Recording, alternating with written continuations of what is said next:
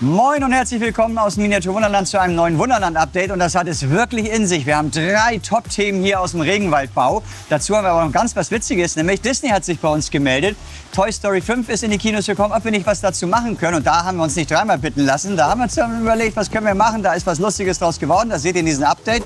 Und wir wollten mal wieder was tun, damit Kinder wieder mehr lesen. Da gibt es eine ganz tolle Aktion in Hamburg. Wir haben uns beteiligt. Anfangen tun wir aber mit dem Regenwald, und zwar genau hier.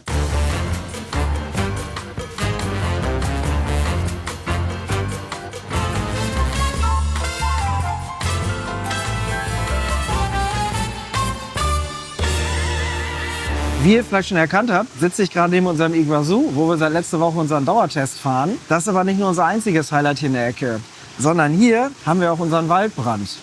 Der sieht jetzt gerade noch sehr gut aus. Er brennt zum Glück nicht, aber wir sind jetzt immer peu à peu am Testen, wie wir ihn noch ein bisschen schöner machen. Das heißt, wir haben überlegt, ob wir ihn vielleicht nicht nur auf diesen Bereich begrenzen, sondern eventuell ein bisschen länger ziehen, damit wirklich der Effekt des Waldbrandes einfach noch imposanter wird. Wir haben hier oben noch LED-Panels drauf liegen, die quasi so ein bisschen immersives Licht darstellen sollen. Das war unser erster Versuch da vorne. Das sieht noch ein bisschen klobig aus.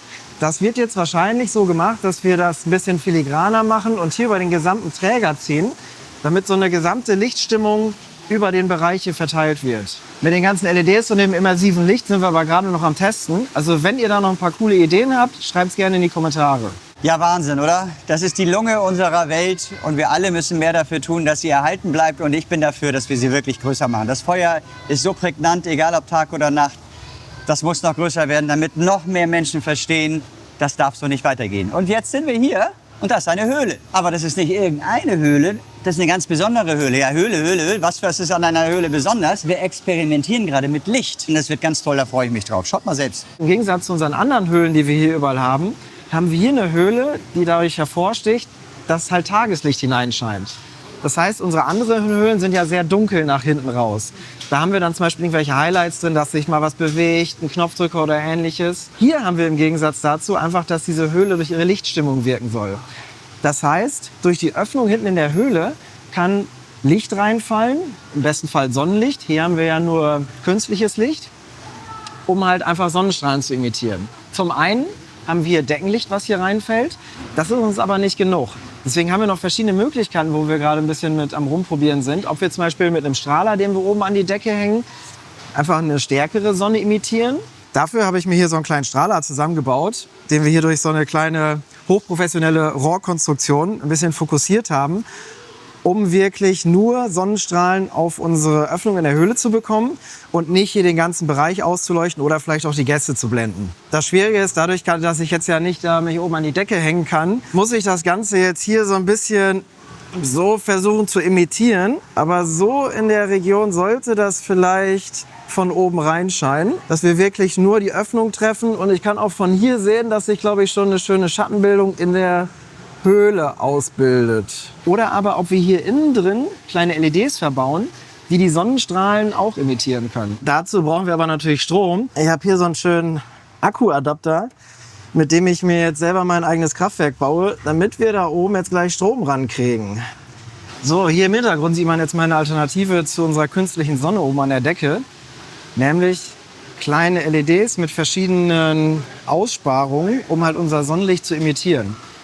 Das machen wir, wenn uns das da oben ein bisschen zu kompliziert wird, weil wir haben natürlich das Problem, dass wir oben an die Decke müssen wir immer irgendwie mit Industrieklettern ran. Und wenn wir das machen nur für einen Strahler, um den aufzuhängen, wird das vielleicht ein bisschen zu aufwendig, um nur eine Höhle zu beleuchten. Das heißt, als Alternative haben wir uns überlegt, das Ganze mit LED-Technik zu machen in der Höhle. Und da bin ich jetzt selber gerade so ein bisschen am Rumprobieren, mit welcher Lichtmaske man irgendwie genau diesen Effekt der Sonnenstrahlen probieren könnte. Ja, hier ist jetzt mein zweiter Versuch mit meinem kleineren Lichtmaske, die ich eben ausprobiert habe. Aber ich muss sagen, ich sehe gar keinen so großen Unterschied zum jetzt normalen Deckenlicht. Es kann sein, dass meine Lichtmaske jetzt ein bisschen zu klein war. Hier die alte Lichtmaske, die ist ja deutlich größer, aber mit Zacken drin, um halt dieses Loch im Fels quasi zu imitieren. Und das jetzt ist mir ein bisschen zu klein, das gefällt mir noch nicht so gut. Da muss ich wahrscheinlich noch mal an den Schreibtisch und noch so ein bisschen ausprobieren, wie wir da einen schönen Lichteffekt hinbekommen. Wenn ihr irgendwelche Ideen habt, schreibt es gerne in die Kommentare, was ich da noch so ausprobieren kann. Ich bin auf jeden Fall gespannt, wie wir es mit dem Licht machen. Es wird auf jeden Fall wunderschön. Wunderschön wird auch unser Regenwald, denn wir sind jetzt voll beim Ausschmücken. Es war ja noch sehr nüchtern, so als es aufgebaut wurde. Jetzt ist so diese ganze Liebe gefragt. Jetzt werden die Figuren gesetzt, die kleinen Szenen gesetzt. Es wird geguckt, wo fehlt noch irgendwas, wo kann man einen Trachtenumzug machen oder sonst irgendetwas. Und das sind jetzt bestimmt noch 4, 5, 6 Monate richtig harte Arbeit, bis es endlich eröffnet wird. Also seid gespannt.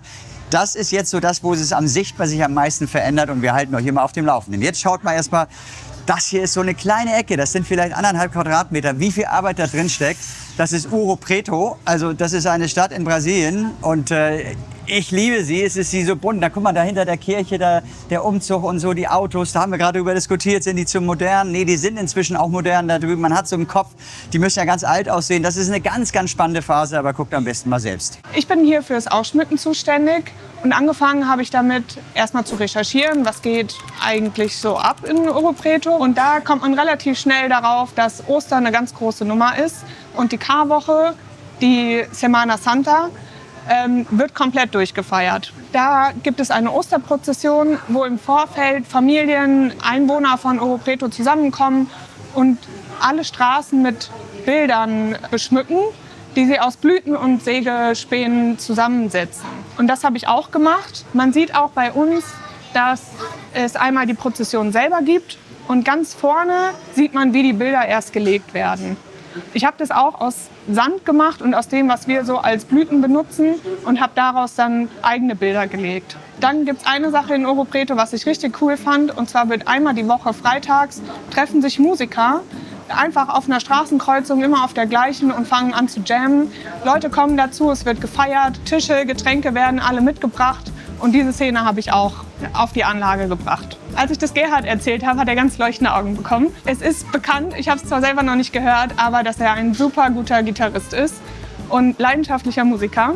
Deshalb habe ich ihn zwischen die anderen Musiker geschmuggelt und er jammt jetzt mit den anderen Leuten mit. Ich habe es ihm gezeigt, bevor ich es eingeklebt habe, und er war ganz begeistert und gerührt und findet die Szene, glaube ich, auch einfach richtig schön. Dann haben wir hier vorne einen Kunsthandwerksmarkt. Der wurde größtenteils schon von den Argentiniern vorbereitet. Ich habe nur dann eine komplette Szene draus gemacht. Also diese ganzen Vasen und Töpfchen, die ihr hier seht, die hat Peter und sein Team schon vorbereitet. Genau, ich habe hier so ein paar kleine Szenen noch mit dazu gesetzt. Zum Beispiel haben wir hier eine Taschendiebin, die jemandem gerade noch das Portemonnaie aus der Tasche zieht. Hier wird es noch die Besonderheit geben, dass wir zu Weihnachten 3 der Sonnenschirme, die beleuchtet sind, entfernen werden und dann wird hier ein beleuchteter Weihnachtsbaum sein. Auch hier hinten bei den Häusern haben wir Stecksockel, wo normale Beleuchtung ist, und zur Weihnachtszeit werden dann da beleuchtete Weihnachtsornamente sein. Wow, noch so viel zu tun im Regenwald, aber ich liebe diese Zeit. Du kannst jeden Tag gucken und immer sind neue Szenen da. Herrlich. Kommen wir zu einem ganz anderen Thema. Noch vor 20 Jahren haben wir uns nicht getraut, eine kleine Harry-Potter-Szene ins Wunderland zu bauen, weil wir dachten, das gibt richtig Ärger mit den Rechten und so weiter. Heute ist es anders. Heute meldet sich Disney bei uns, schon irre, und fragt, ob wir nicht zur Premiere von Toy Story 5 etwas ins Wunderland bauen können. Das haben wir natürlich gemacht. Das ist für uns ja auch eine Ehre. Hier ist sozusagen eine Premierensituation nachgestellt. Der Film ist Donnerstag in den Kinos angelaufen und auch im Wunderland. Und ich finde das ganz toll. Ich bin richtig stolz drauf. Guckt selbst, ist richtig süß geworden. Monday morning blues. I open my eyes and I'm greeted by a cute little smile. The world is new with you by my side.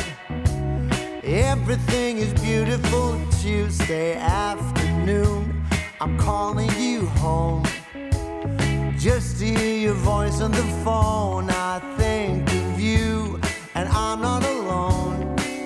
You are everything under the sky so blue. I found my piece of heaven. Und jetzt kommen wir vom Film zum Buch. noch viel wichtiger, weil Lesen ist so wichtig und es geht gerade bei jungen Leuten so stark verloren, spätestens wenn das Handy leider kommt. Deswegen gibt es hier in Hamburg eine ganz tolle Aktion und da waren wir ein Jahr lang Schirmherren, und zwar Büchertürme. Da geht es darum, dass Schulklassen gegeneinander antreten, ein Jahr lang, und zwar möglichst viel lesen. Und gemessen wird der Buchrücken, also die Länge der Buchrücken aneinander gestellt. Und jetzt war die Preisverleihung nach einem Jahr für das letzte Jahr. Welche Schulklassen am erfolgreichsten waren, das war natürlich hier unter uns, bei uns im Wunderland, weil wir waren ja Schirmherren und haben die Schirmherrschaft übergeben an den nächsten, an den Hagenbecks Tierpark. Und das war eine ganz tolle Veranstaltung und da waren wir natürlich mit der Kamera dabei, also schaut selbst. Solltet ihr in diesem Jahr schon mal Geburtstag gehabt haben, dann wurde das Lied vielleicht für euch gesungen.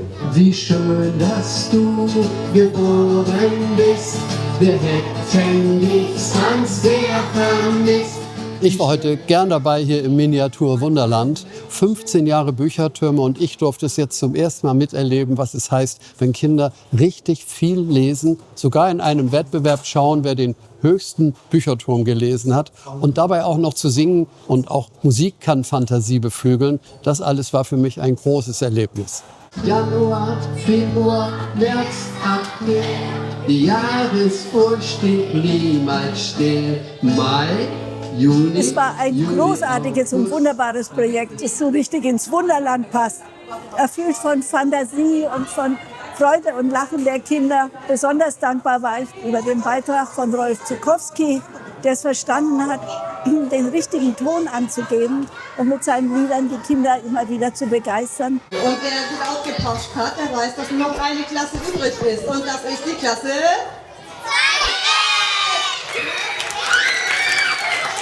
Ihr habt 313 Pisa gelesen, das sind 31 Meter, das ist sensationell. Ich habe ein paar Fragen an euch.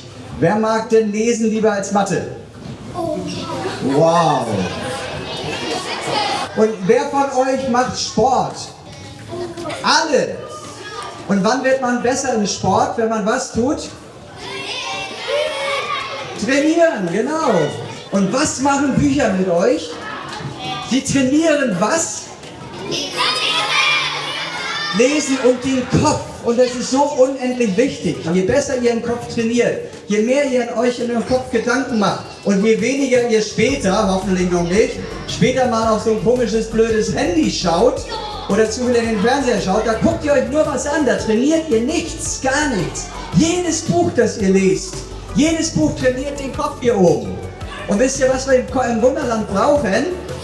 Genau solche Menschen wie ihr, die im Kopf gut trainiert sind, die Fantasie haben. Wenn da Züge rumfahren, wenn da neue Städte entstehen, wenn wir neue Landschaften bauen, passiert erstmal was im Kopf.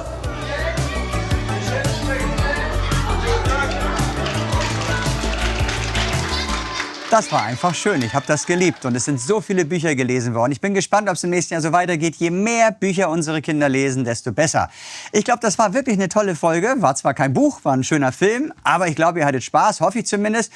Habt einen schönen Sonntag, wenn ihr es denn heute direkt am ersten Tag schaut. Ansonsten eine schöne Woche. Habt schöne Ferien, genießt den Sommer und hoffentlich bis bald. Macht's gut. Tschüss.